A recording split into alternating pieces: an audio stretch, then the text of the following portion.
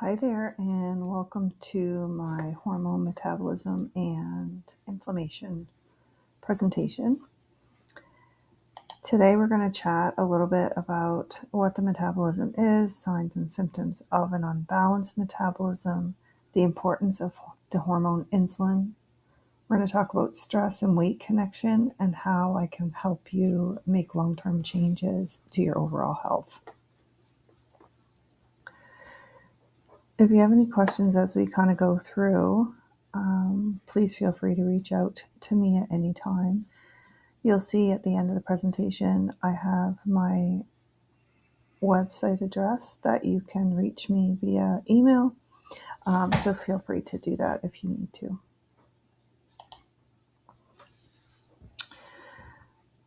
So let's chat a little bit about the metabolism. What people tend to think it is just how easily our bodies gain and lose weight. But there's way more to it than just that.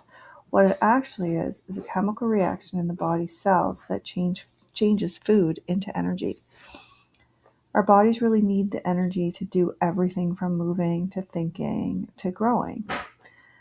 Specific proteins in the body control the chemical reactions of the metabolism. There's thousands of metabolic reactions that happen at the same time. It's all regulated by the body.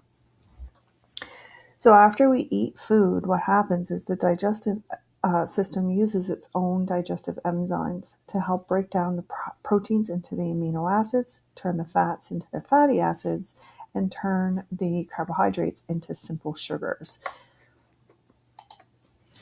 So I want to share with you some symptoms and signs of unbalanced metabolism. Okay. So lots of times when there's an unbalanced metabolism, people find an increase in blood pressure, high blood sugar or insulin resistance, elevated cholesterol, hormonal imbalance, excessive body fat, especially around the waist, and high levels of inflammation. Oftentimes as well, people are unable to lose weight. Libido is down, sometimes moderate to severe PMS symptoms, restless sleep, poor energy, etc. So these are all symptoms and signs of an unbalanced metabolism. And honestly, when I see people in my office, these are a lot of the things that they bring to me. And so a lot of the things we're able to once we're able to balance the metabolism and just bring everything back into balance, the whole body, lots of times, a lot of these things tend to fade away. So I want to talk about the hormone insulin. Lots of times people think that insulin doesn't apply to them because they're not diabetic or pre-diabetic, but we'll get into that. So carbohydrates break down into glucose or sugar, which is typically the body's primary source of energy. It then enters the bloodstream. The pancreas is then activated, and then it responds by producing insulin, which then allows the glucose or the sugar to enter the body's cells to provide the energy. So insulin is kind of like the key to open that locked door. So the insulin is extremely important hormone for a very healthy and balanced metabolism, regardless if you have diabetes or pre-diabetes. So when we have an increased insulin production, this is the outcome. So as we said, cholesterol tends to go up. Triglycerides, which is the fat concentration in the blood, also tends to go up. Adrenaline and cortisol hormones are up. Melatonin. So our body, naturally produces that, which is our sleeping hormone. And what happens is if there is an increase in insulin production, melatonin is not produced as it should be. So therefore, we have a hard time sleeping. And so lots of times people don't know the connection, or they don't realize the connection between high levels of insulin in the body and melatonin production. The other one is DHEA, and this is extremely important because DHEA is actually what helps to build all of the other hormones.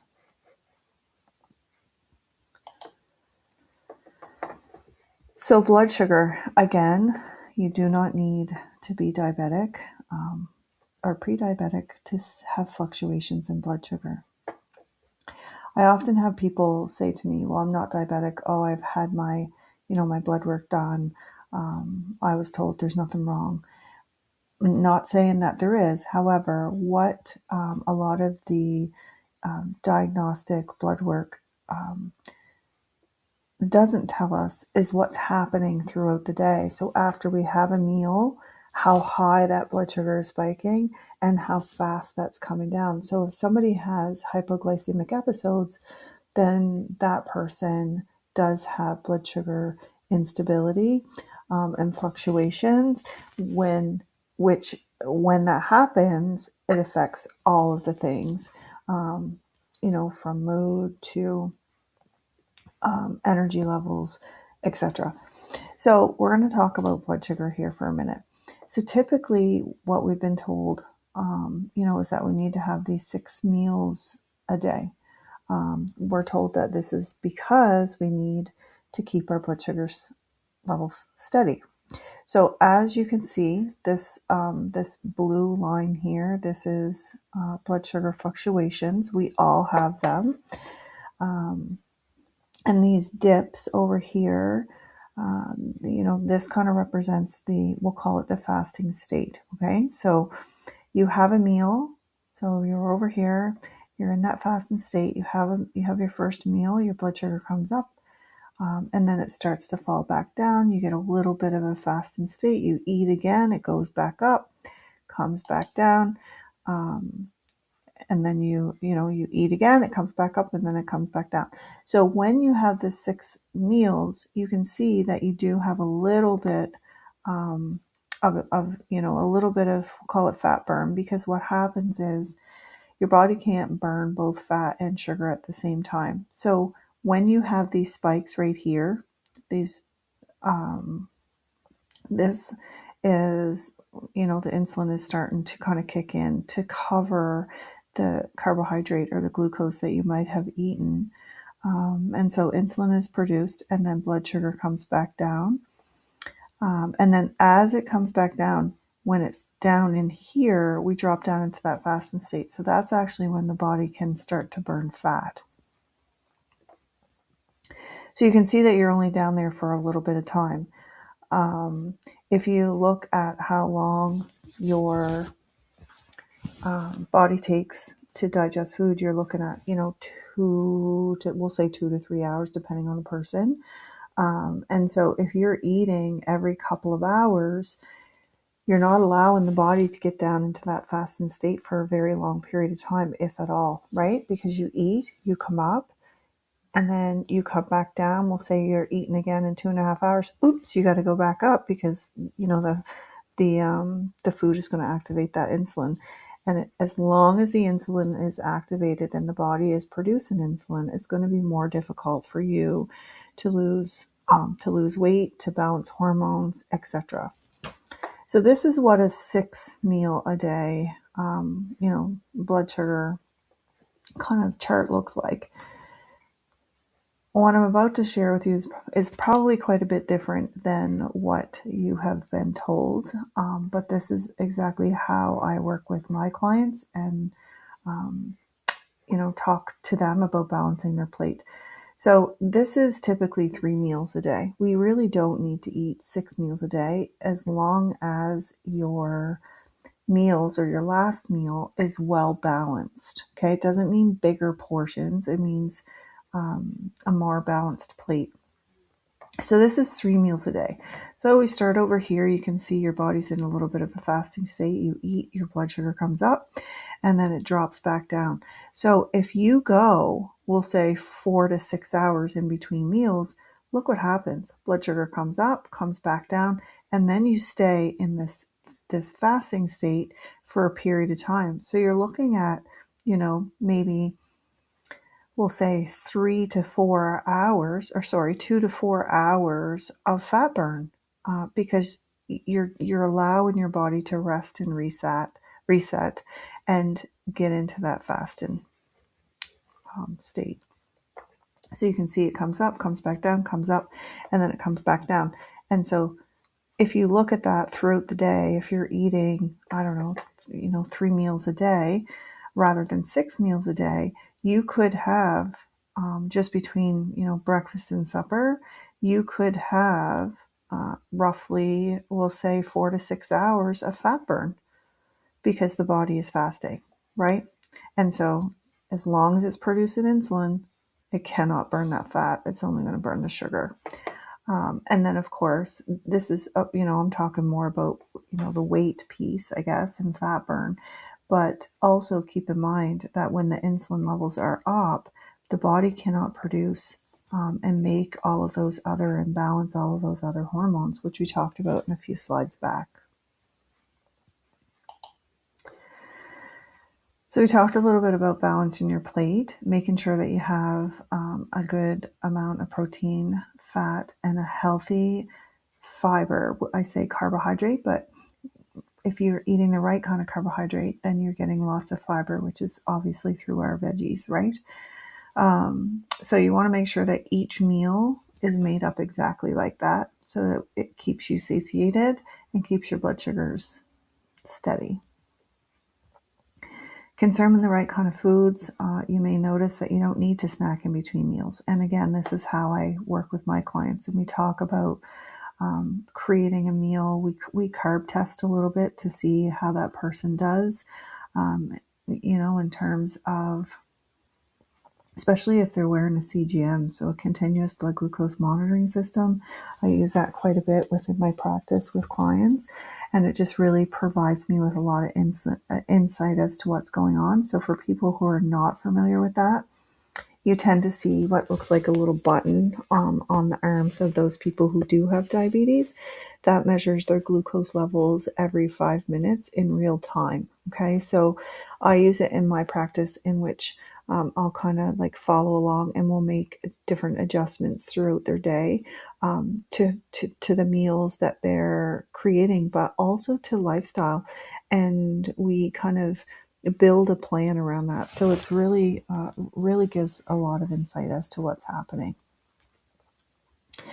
Always eat until you are 80% full. This is going to help you from, overeating, because remember, it takes 20 minutes for your belly and your brain to kind of catch up together. So by eating until you're 80% full, you're not going to feel overstuffed and you're not going to overeat. If you are having, a salad for lunch, fill your bowl with a variety of vegetables. You can even add in, like I just made not long ago, some salad in jars, and I had so much goodness in there. I had a little bit of quinoa, and when I say a little bit, I don't mean, basically it was probably like 3 tablespoons. But what I did was I layered my jars. I put a variety of different beans. They were just canned beans. I rinsed them off. I had 4 or 5 jars. I divided that full can of bean up between those jars. I added some quinoa that I actually cooked in my rice cooker, and then I made it crispy in the oven. So it made a little bit of a kind of a crunchy, kind of different consistency in the salad. And then I also put a variety of different veggies, and I added some shrimp and chicken because I wanted some of them to be a little bit different. So it was very, very good. And that kept me full until my next meal. I also added like an apple or a clementine with it at the end of my meal, because sometimes I just want something a little bit sweet after. And so these were my lunches throughout the week. So just making sure that you're bulking them up and making sure that you have everything in there that's going to keep you satiated throughout the day and keep your blood sugar nice and steady. So this is my kids over here. They're older now. This was probably 4 years ago, but I just couldn't help but put it with this slide because it just goes hand in hand. So we were out apple picking that day. You probably heard an apple a day keeps the doctor away. And the reason that is because it's the only fruit that contains all of the vitamins. Um, and so this is why it's like having your multivitamin every day, except you get to eat it through real food. Apples also help to reduce cholesterol levels by 15 to 20%, and it helps to reduce the level of uric acid in the body as well. Then you probably heard that high levels of uric acid can cause several diseases, including gout. So let's talk about stress. When the body is stressed, it cannot properly flush out the toxins and repair itself. Stress raises cortisol and insulin levels. So when the body releases cortisol, it also releases insulin. And cortisol and insulin kind of butt heads. So the more cortisol the body is releasing, the more insulin the body is releasing. And as we talked about, high levels of insulin can really cause metabolic imbalance and also hormonal imbalance. Something that we didn't talk too much about was the inflammation. So high levels of insulin also can cause high levels of inflammation in the body because the body just cannot release the toxins as it should when there's high levels of insulin in the body. Sleep. Sleep is another one. If we don't get enough deep sleep, we tend to gain weight because of the increase in our cortisol levels. And again, the cortisol and the insulin is button heads. And so if there's high levels of insulin as well, the body can't get down into that fat burning mode because it's too busy up there burning the sugar, right? So the lack of deep sleep really does create high levels or an increase in cortisol levels. With increased cortisol levels too, our appetite tends to increase, which then causes us to eat more, which then results in increased levels of insulin as well, which then signals the body to store fat. Lack of sleep, excuse me, also increases the hormone ghrelin that tells our body to eat and decreases the hormone leptin that lets our body know that it's full. So sleep is extremely important when it comes to balance and metabolism, so that when the metabolism is balanced, it can then balance hormones and reduce inflammation. The liver. So this is one of the most overloaded and overworked organs in the body.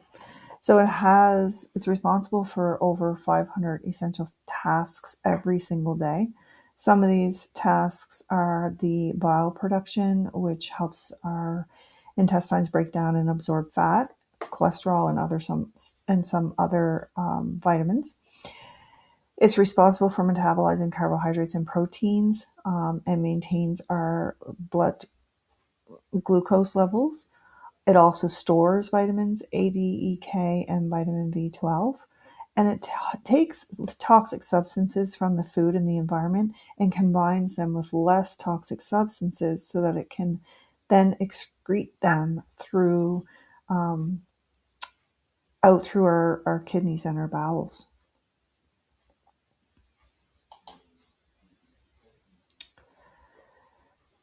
So a clean, healthy liver not only helps us to flush fat and remove toxins from the body, but it will also help to boost the immune system.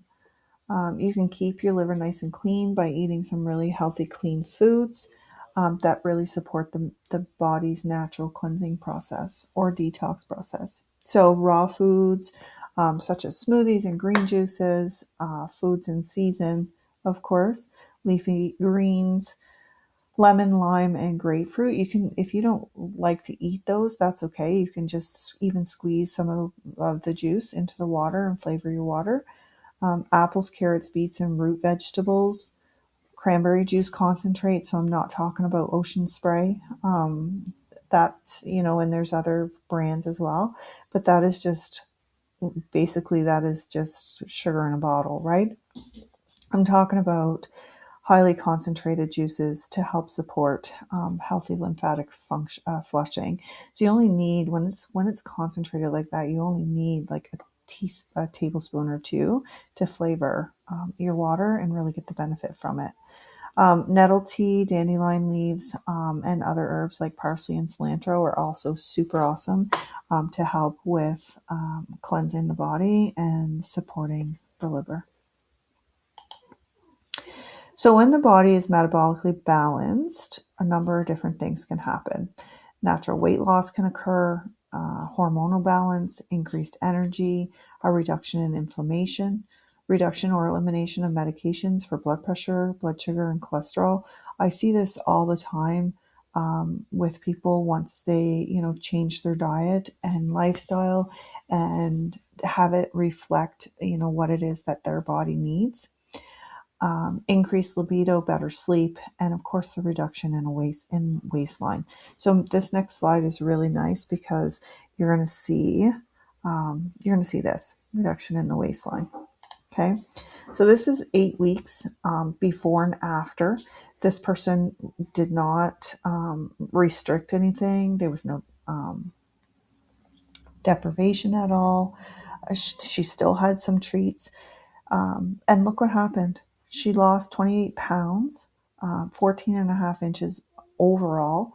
Her sleep improved, her energy improved, and her aches and pains significantly reduced. And really all she did was nourish her body with the foods that her body really required and thrived on. So look at the difference in her waist in 8.5 weeks. Like, this is pretty significant. That's 2.5 months. She went from this to this. And so again, this is we're talking about weight here and we're talking about inches. But again, when insulin levels come down, that that waistline starts to shred on its own. Hormones start to balance, and so does metabolism. And as I said, when the metabolism is balanced, a whole host of other things start to occur too, including that hormone balance. So to help with kind of balancing metabolism, balancing hormones, reducing inflammation, I put together a program that's called Hormone Harmony. And basically, like, there's no injections, no like extreme plans, no calorie counting, any of those things. It's 100% natural. There's no injections, you don't have to have special shakes or any of the things. This is just local grocery store food. Or from the farmer's market if you choose. But it's just a very wholesome, nutrient-rich plan, I guess, or program that allows you to eat for your body and really help to balance metabolism and your hormones. So if you're looking at more information in regards to that, please feel free to reach out. I've added my website down here so you can have a look. There is a 7-day free hormone guide there. You're welcome to download that. There's no obligations or any of the things. You can go over and just grab it if you like. And there's a few other freebies on my website as well. So if you want to have a look and grab whatever you want from there, you feel free to do so. Thank you so much for joining, and I hope that you have gotten a little bit of good info from this and tips that you might be able to take and practice every day. Take care.